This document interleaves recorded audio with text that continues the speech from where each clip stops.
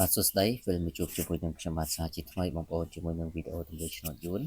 សម្រាប់លេខហេងថ្ងៃទី29ខែ7ឆ្នាំ2026ហើយសម្រាប់ថ្ងៃនេះក៏មិនខុសពីថ្ងៃម្សិលមិញគឺយើងមាននៅកម្រិតលេខតូចសម្រាប់ឲ្យបងប្អូនទស្សនាកម្សាន្តនិងដើម្បីយកធ្វើការផ្សងសំណាងហើយសម្រាប់អ្នកដែលមិនទាន់បានចុច Subscribe ចុចជាវក៏សូមបងប្អូនជួយចុចម្នាក់មួយដើម្បីយកលេខធ្វើសំណាងទាំងអស់គ្នានិង comment 168ម្នាក់មួយផងបាទយើងចូលទៅកាន់តម្រុយរបស់យើងតែម្ដងសម្រាប់ថ្ងៃនេះបាទសូមបញ្ជាក់បងថាតម្រុយលេខយើងចែកជូននឹង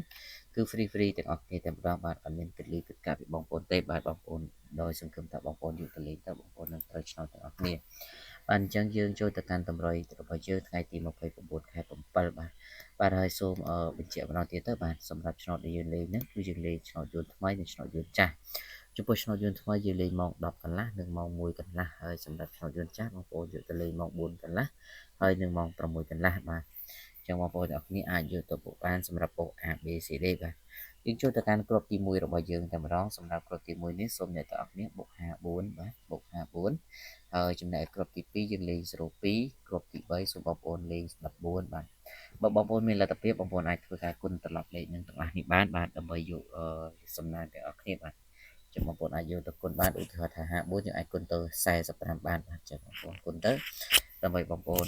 ភាគរយនៃការត្រូវក៏រឹតតែខ្ពស់បន្ថែមទៀតបាទហើយបើចេញទាំងពីរក៏រឹតតែល្អផងដែរបាទអញ្ចឹងសម្រាប់គ្រាប់ទី4គឺសូមអ្នកទាំងអស់គ្នាលេង71បាទ71បាទអញ្ចឹងអ្នកទាំងអស់គ្នាយកលេខ4គ្រាប់ទៅលេខទៅបាទសម្រាប់ឆ្នោតយួនសម្រាប់ម៉ោង10កន្លះម៉ោង1កន្លះម៉ោង4កន្លះនិងម៉ោង6កន្លះ